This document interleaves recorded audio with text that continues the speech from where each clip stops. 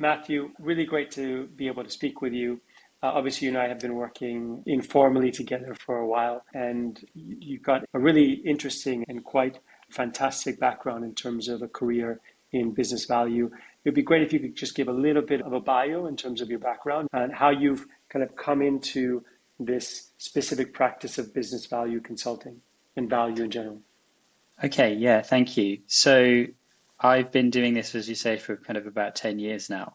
And it's been a fun journey seeing the role evolve. But actually, the reason that I got into value specifically plays into my early career. Before I was in value, I worked in technical roles, and I worked for a large American corporate, actually Canadian corporate, Nortel, who had amazing technology, but couldn't monetize it. So I remember as a graduate working on 4G rigs, and you can probably tell from my hair that I'm quite old. So the fact that we had this technology 15, 20 years ago was phenomenal.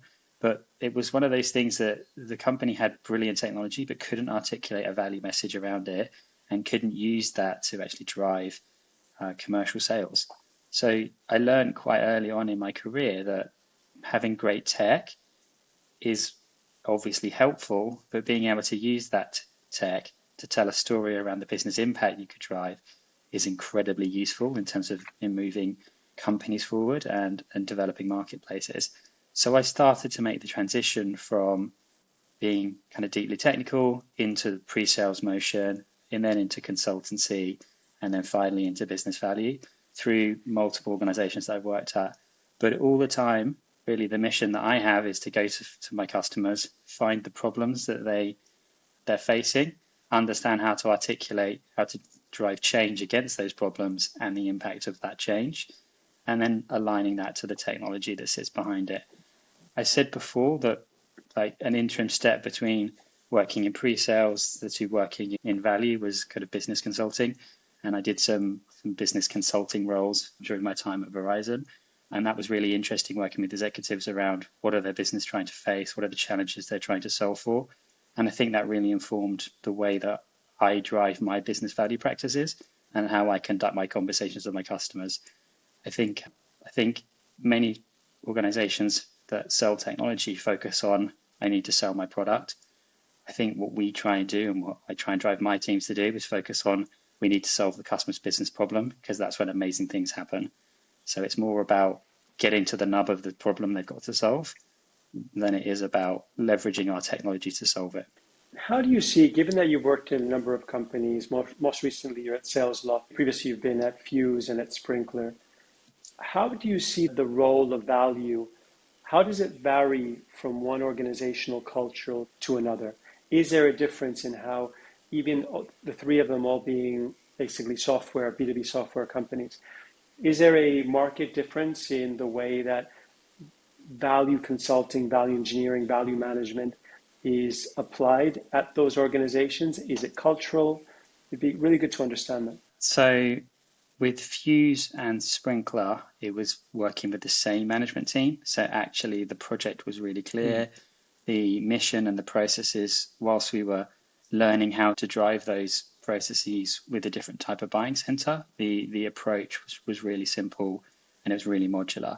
So I would say that in those two businesses, the way we were approaching value was the same. And what we looked for in those organizations was what are our key value differentiators? Who are the people that care about them? And then we trained the sales reps to focus on finding those people and open the door. And then the value team would then use the interactions to then share the value story and create a value-led sale effectively. Again, focusing on what is the problems that we're solving for. And typically in Fuse and Sprinkler, we were taking younger, less tenured reps and teaching them the process, relying heavily to a playbook, and like running quite a repeatable value motion. I took a conscious effort to come out of that world and actually work for a company called SAS for 18 months. And SAS is a huge, amazing technology company. And they reminded me so much of Nortel. They had amazing products, but they were talking the product story more frequently than they were talking the value story. And I spent 18 months in that business learning more about how to value sell existing customers. because the Fuse and the Sprinkler story were it was clear to us that our job was to land and expand accounts, but at SaaS, it wasn't. It was about protecting relationships and growing those relationships over time. And then to answer your direct question, in that business, it was culturally very different around thinking about how value would be used. Most of the organizations we just talked about were value first. The value story came out really early in the conversation. But at SaaS, it was very much more of a bolt on when we kind of started working there. And then over time, we started to use successes to drive more of a story around how you bring value early in the conversation, how you use value through the sales cycle. And that was driving some interesting results as we were driving that conversation. But what I have learned, and this was something that I brought through to my time at SalesLoft, is that value selling is a team sport. It's not about having a team of value consultants or value engineers, depending on like your preference for the phrasing, and bringing them into a sales cycle, like when the sales cycle is 80% complete and expecting to get results. You really have to lace a value message through the whole of the sales cycle. And then you can't drop it once the customer contracts. You have to continue to lace that value story through the post-sales process as well, ensuring that you're focusing on what is the unique value you can drive for your customer, what are you going to do to govern and safeguard that value, and what are you going to do to show the customer that they're achieving that value. And I think from what I've seen, when that's driven from a CRO perspective and like expected through the organization, organizations can take that journey really easily. But when it's not, normally you'll find 2 or 3 reps that are really focused on telling that bigger story. And they're the ones that are going to club every year. And they're the ones that are really driving the differentiation in their marketplace. And that creates a level of momentum that means other reps want to come on the journey. But that's how I think about it. It's interesting you say that, because we've heard this from a number of value professionals, that the culture in the organization needs to be one where value is front and center. And what I mean by that is, I've met in other counterparts of yours that have gone on to other companies where there's an initiative to really bring in value into the sales process. Value selling, I call it value in general because there's value selling, but there's the value management and value coordination, so to speak. But where they talk the talk, but they weren't necessarily walking the walk from a cultural perspective. Maybe the CEO, the CRO, they didn't quite demonstrate that level of commitment, and that's where things kind of fell apart. I would love your thoughts on that, because it does feel like there needs to be that cultural push from the very top for it to be, because it feels like it's not just an idea or a philosophy. There's a practice that needs to be put in place, and an investment that this will reap rewards if you put in the time and the effort. 100%. And I know myself during any interview process when I'm approached to build a value practice that there's certain things that I'll qualify really hard. I look back, there's 2 amazing opportunities that came across my desk over the years to go build value practices in big flagship companies that I've turned down because I didn't feel that sponsorship was there. And I think that often you'll have a well-minded pre-sales organization that wants to add value. But if you can't have sponsorship from the sales organization and the customer success organization to actually instigate a full value program, you're probably doomed to fail. Maybe someone more talented than me might be able to kind of navigate that. But from my experience, if it is not a multi-way process, then you're unlikely to drive the change needed for value to be anything other than a bolt-on or an afterthought. And I think customers can see through that. Organizations that want to make the investment to deliver value at scale need to make the investment in training and enabling their salespeople to Angular language, their pre-sales organizations to prove value, and their post-sales organizations to govern that value. And that's what's critical. So to that point, when I joined SalesLoft, I didn't just want to talk to the salespeople. I made a point of talking to our global head of CSMs. I made a point of talking to our product management organization. I made a point of talking to our kind of account management function that looks after renewals before I even accepted the job, to make sure that we were deadly serious about this, because it was all well and good to say we want to deliver value to our customers, but do those organizations want to really drive change in their business, in their parts of the business, to be able to realize that? And that was at SalesLoft, it was one of those things. It was clear there was sponsorship from the CEO. The CRO was definitely on board with it. The CSM structure was on board with it as well. And it was clear that we could put the things in place to build a a true value end-to-end value journey as opposed to just having a bolt-on business case mechanism. It feels like there's a real trend, and a trend due to necessity. Value selling is no longer a vitamin, it's a painkiller. And what I mean by that is, we work with a number of companies that during COVID, a lot of these software companies were absolutely booming, right? So sales software was flying off the virtual shelves, so to speak. And now that that the market has shifted back to the more kind of traditional structure, a lot of these, and obviously the macroeconomic climate being what it is, there's a much greater emphasis on consolidation, spending less, doing more with less, and scrutinizing every purchase. And so companies that maybe did fine selling off features and benefits or features and demos 4 years ago are finding it harder and harder, both to sell net new, but also to retain. Have you seen it from your side in your work, a complete, the same kind of evolution in the need to introduce value selling across the pipeline and across the different segments? So I think the organizations I've worked in previously have just expected that's the way we're going to sell. So some of the challenges you're describing, we were kind of insulated from them because of how we were approaching customers.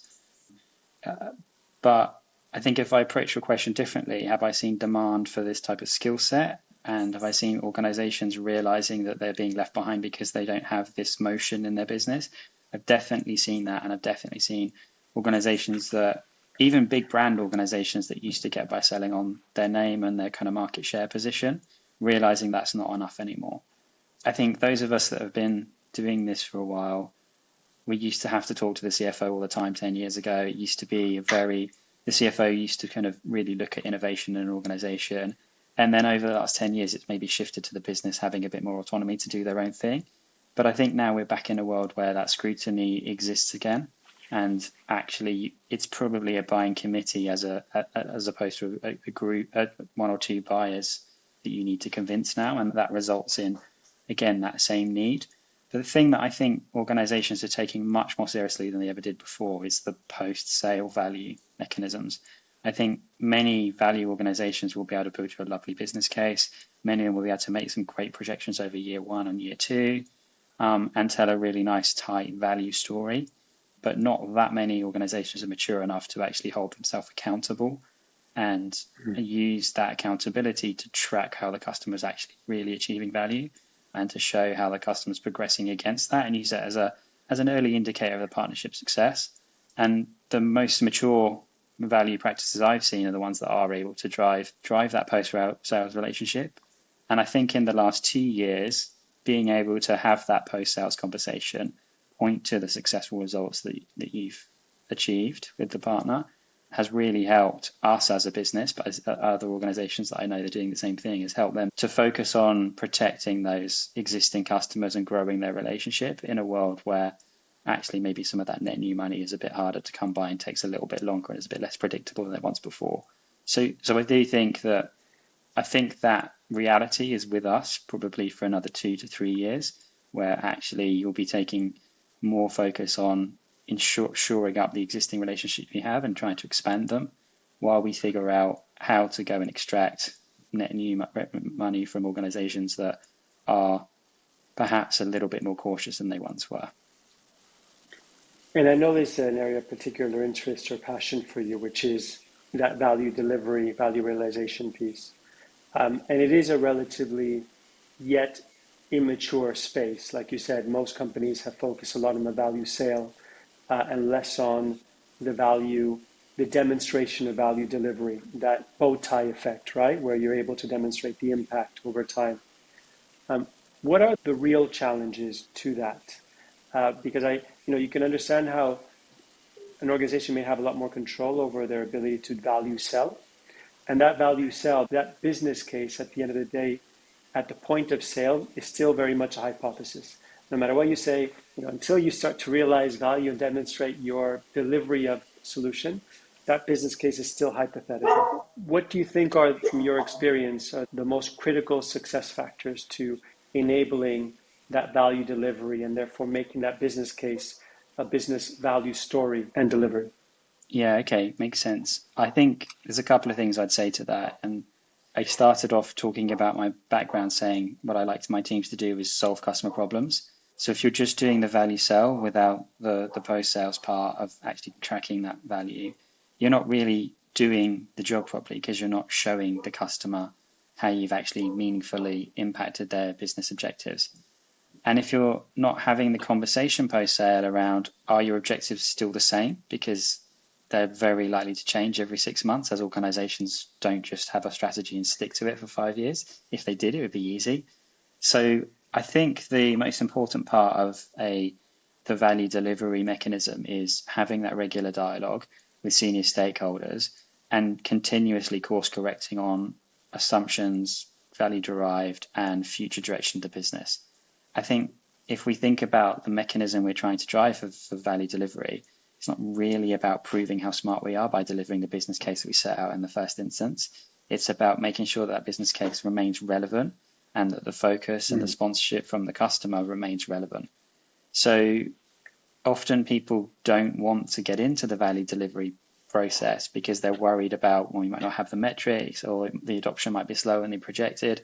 And I think that misses the point. I think most of the time you write a business case with the best intentions in the world, and you can make the commitments around what you're going to do as an organization. Your customer makes the commitments about what they're going to do in an organization, but things change. They just do. People move on, processes change, your market conditions changed. So that business case will go stale. And if you're not doing work to try and keep that business case fresh with the value delivery methodology, you're going to be in a position where you're going to have an awkward renewal, whatever happens, even if you try to deliver everything that was in the business case, because the world changed.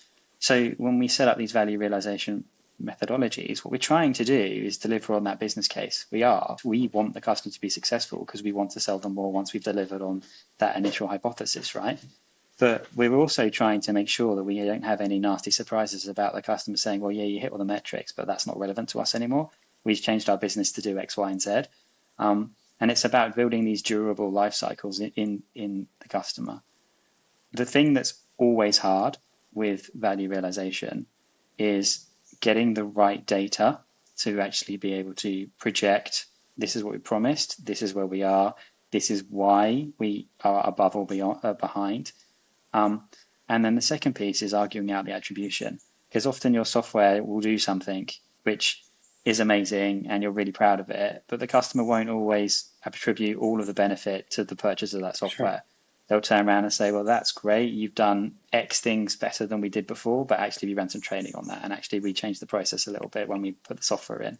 And being able to have that mature conversation with the customer around how much are you going to attribute, how much are you going to claim, how much are they going to claim, and then just level with them and suggest, would you have done this without us? Yeah, you're saying that it's not all our software. It's not. But let's be honest, we were the catalyst for this change to happen, and we're the catalyst that brings focus to that change happening. So maybe you did run some training and maybe you do things differently now, but you wouldn't have done that without us. So how do we find a way to attribute that focus that you didn't have before? What I love about the value delivery side is that it feels like it also even more requires a cultural vesting of the business or investing the business into that, because it means that if you're going to hold the organization accountable to that delivery of the business case, then everybody's got to step up. The product's got to deliver. The CS has to be involved in the relationship, in managing that data, managing the performance. So it becomes even more embedded in the culture, because it means that it isn't a value sale, it's an absolute value structure from the entire delivery of the product. Who takes ownership of that, right? Because if you think about the value sale, it's pretty clear. It's an account exec, value professionals or consultants, but ultimately it's a value seller who is owning the relationship with the customer. But when that contract is signed and it moves into the delivery of that, how do you make sure that value continues to be front and center, and who takes ownership of that, and do they want to take ownership of that? Yeah, that's a great question. And I think I would refer to my answer that value selling is a team sport, because if you get it right, the value seller does lead the process. And actually, that value seller will stay engaged through the life of the contract because hopefully there's more potential in that account for them to grow. And if you've set up the post-sale value mechanisms properly, actually it helps your delivery teams and your consulting teams go in and make an immediate impact on the customer because you already have a treasure map of what the customer's trying to do and how they're trying to grow. So then it becomes quite natural for those professional services and consulting teams to follow that treasure map and see quick success with the customer, accelerating your time to value for the customer. And then your success manager will want to be able to report on that quite quickly. So if you get it right in the sale part and you document and you create the right structures, it's quite natural for your success organization to then take on that value mantle and drive the conversation for you. What's very challenging for most organizations is the success teams aren't set up in a way where they're equipped to have those value conversations alongside their day-to-day kind of customer admin activities that often success teams are driven to drive. And that can be a challenge. I think ultimately whoever owns the renewal number for the customer should own the value outcomes, but it's highly unlikely that they have the skill sets necessary to be able to actually drive that governance. So what I've seen working very successfully is when you have the value function effectively straddle pre and post sales, and they run a governance across your really high focused opportunities and deals to ensure that once you've got those into a steady state BAU operating rhythm, that they are having 6 monthly value check-ins and the CSM team are equipped to drive that value conversation. But to come back to your exact question, it really depends on whether you're a sales organization or a revenue organization around who should own this. If you split out hunting and farming and renewals into different roles, then it makes it really hard to have an end-to-end value motion because the different teams have different priorities and they don't always value the connectivity between the process. But if you have a single chief revenue officer who owns all of this, then I think it is the revenue officer that owns the end-to-end process, and all the other teams that support that run through that process are servants of delivering the customer's outcome and the overall value motion. And so you distinguish between a sales organization and a revenue organization. Yeah, well, because we've seen this change over the last probably 4 years, right? It used to be a chief sales officer, but now it's a chief revenue officer, and especially in software businesses, and I'm talking specifically software now because maybe some of the more traditional businesses without the ARR kind of pressures don't do it this way. But in those organizations, you typically have a revenue officer that's responsible for generating that new revenue and also protecting existing revenue and stopping that bucket from leaking. And I think in the last 3 years, most chief revenue officers have been just as focused on steadying the ship because the net new money coming in is harder and takes longer. So that's why the focus on value realization has definitely increased across many organizations I talk to. And ultimately, that level of focus can only improve the quality of the value delivery, the quality of the value creation. So this is all, these are all necessary value generating corrections in the market. I couldn't see it moving backwards. No, I don't think so. And I think why do you put value selling in place? Well, it's to accelerate the time to trust with your customers. It's so that they understand what they're getting and they understand how that's going to help their business move forward. And anything you can do to speed up the process for the customer to see that value being delivered will only help your partnership with that customer, which will really protect any revenue that they contracted for a longer period, should expand the total customer value, and it should cement the length of the relationship you have with that customer. If you think about how organizations that don't sell on value work, the first 3 months of the project, the consultant teams and the delivery teams are doing a whole load of discovery. They're trying to figure out why the customer just bought from you, and they're trying to figure out how to solve the customer's problem. So the customer goes through this discovery fatigue because they've had a bunch of discovery from the seller and they're going through that process again. You then spend 3 months trying to implement whatever it was we've discovered from the consulting perspective. And then 6 months into the project, you realize that what was in the business case or what was in the original kind of feature function sale isn't going to meet the needs of the customer.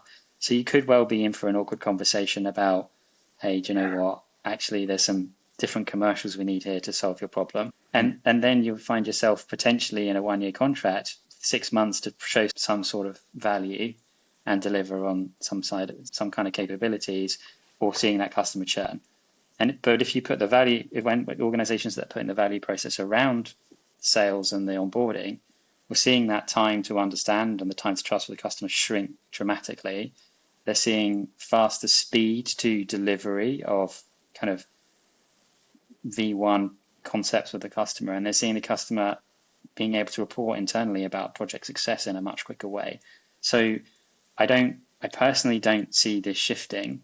What I actually see shifting is the idea of a value role being in pre-sales only. I think value logically will become of pre-sales and a kind of post-sale success role. And I think that the success skill set will probably evolve to include all the value skills. And it's more likely that for the bigger opportunities that an organization has, they'll have a value head that will sit across that opportunity for the whole life of the contract and drive value governance around that. That's kind of where I think this will end up going. And where do you see, so it's very clear the role of value and value selling with certain ACV sizes, right?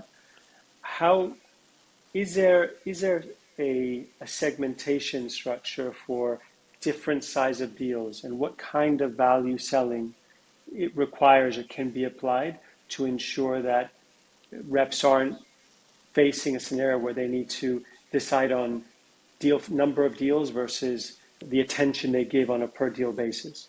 So, sub 1,000 MRR deals versus, over 2.5K MRR deals type thing.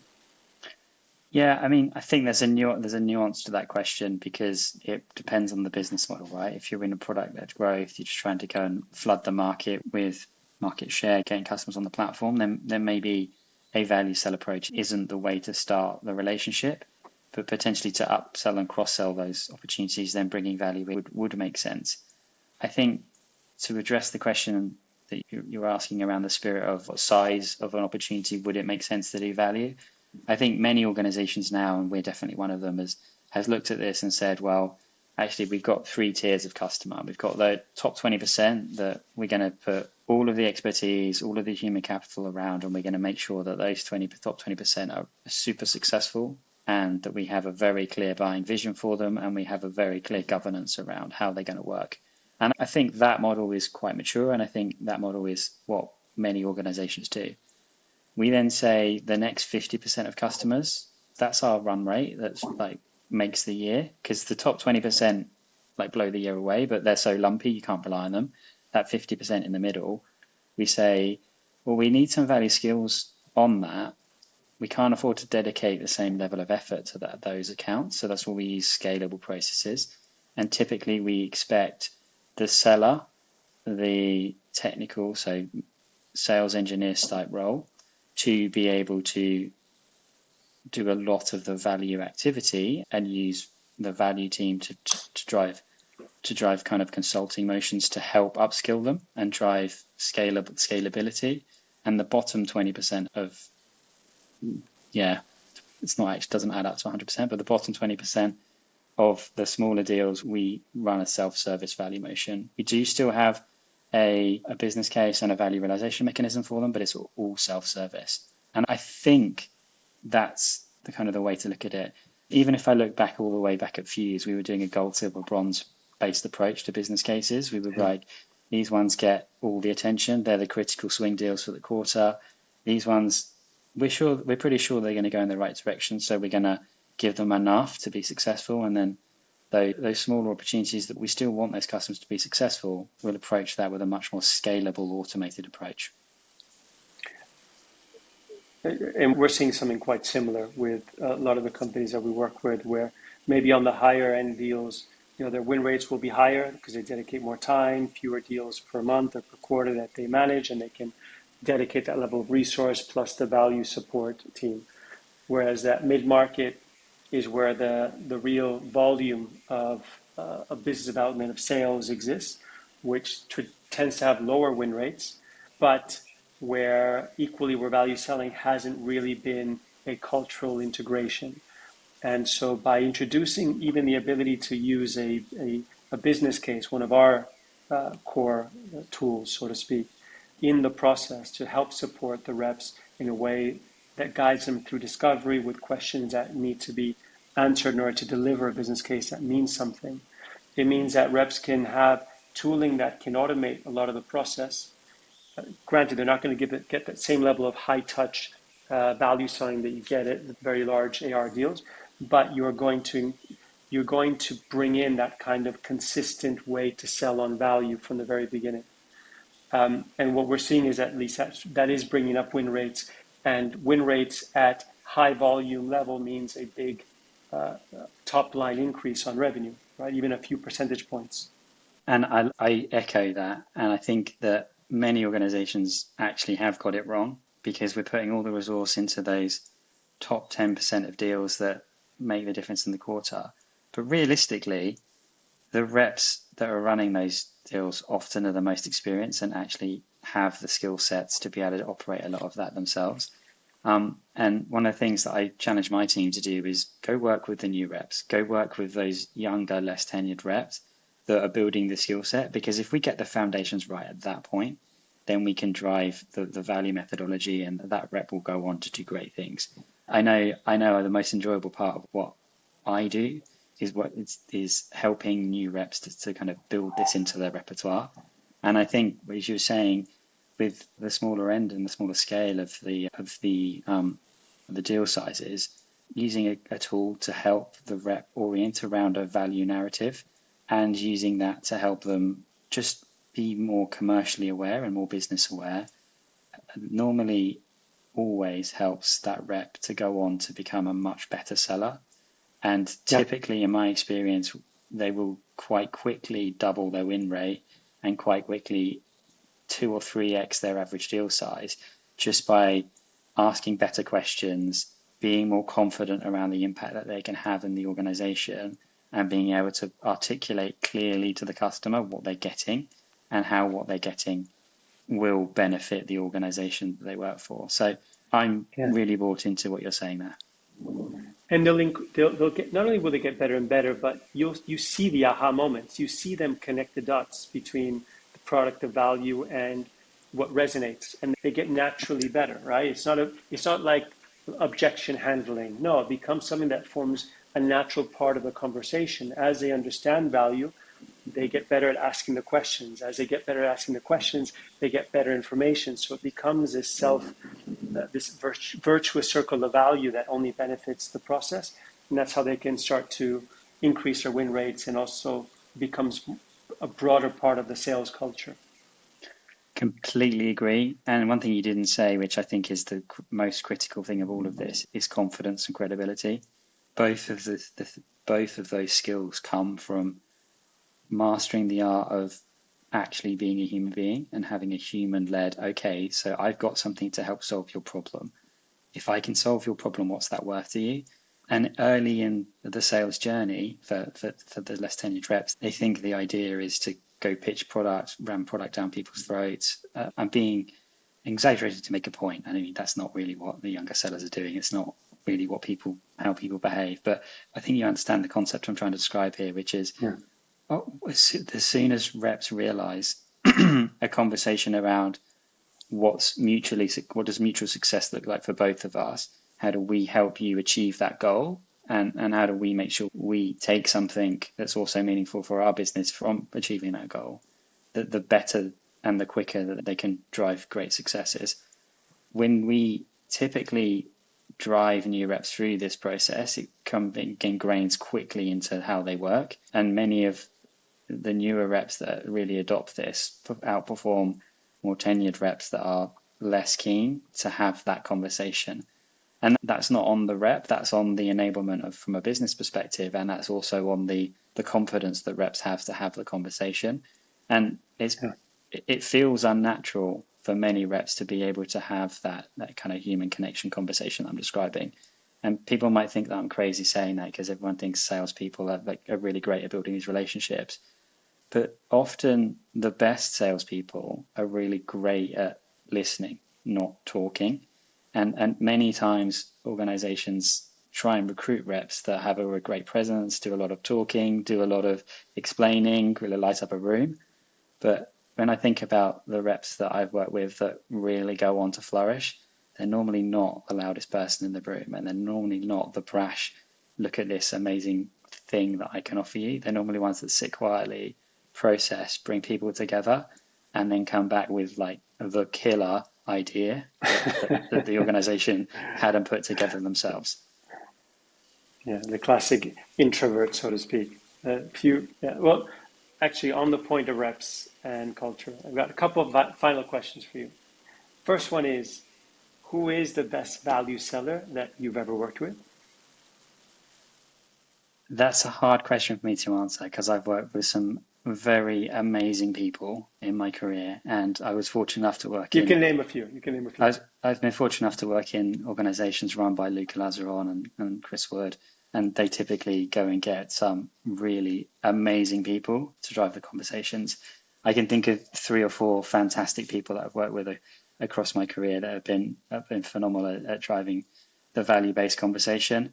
I think it would be unfair to name too many of them, but I've always really enjoyed working with Chris Wood specifically and how he helped to govern and guide teams. I think I had a lot of success with a guy called Kim Hansen, who I really always respected. Kim was no nonsense, straight into what's the impact I can drive for your business, which obviously resonated well with me. And I think it's often actually some of the reps that it's not natural for them, but they really work at it and drive success with it that I enjoy working with the most. And I think an example of that was probably, you won't actually forgive me for saying this, but a guy called Jamie that I once worked with, I'm not going to say his surname on purpose. And I think when the value motion really clicked with him, he went from being a good rep to being a phenomenal rep, and his career's really moved on since going through that process. Amazing. Thank you for that. And equally, who is or are the best business value consultants that you ever worked with as well? Yeah, and that one's an easy one for me. I won't even be shy about answering that. My great friend Dave Conrath pretty much taught me all I know about the role. I've absolutely loved working with him over 3 organizations now. I'm sure we'll partner again at some point and do things together. But Dave's one of the founding fathers of this type of work, and I learned so much working with him. Even now, every time I have an engagement with him, I always kind of come away feeling smarter than I did before, just thanks to his skill set and his wisdom. But I think if you find that's the way I feel when I speak with you, by the way. I'm just a second-hand version of Dave, don't worry. So, but what I would say is any of the value consulting team that grew up in the BMC organizations or have worked with kind of Luca and Cedric and those guys all are phenomenal and have so much expertise and experience to bring to bear. But Dave, for me, is the best I've ever worked with. Amazing. Matt, it's always a pleasure to speak with you. You have such a lovely way of articulating the concept of value. I think you should write a book or several on the topic, and I'll be one of your big fans and buy all of your books. So thank you very much, Matthew. Thank you. That would be harder for me than you might realize because I'm actually quite dyslexic, which is also my secret. It's also my superpower because that's why I look at the world differently in different places. But I'll be your ghostwriter then. We'll go 50-50. What do you think? Perfect. That sounds quite fun. Amazing. Thank you so much. Cool. Thank you.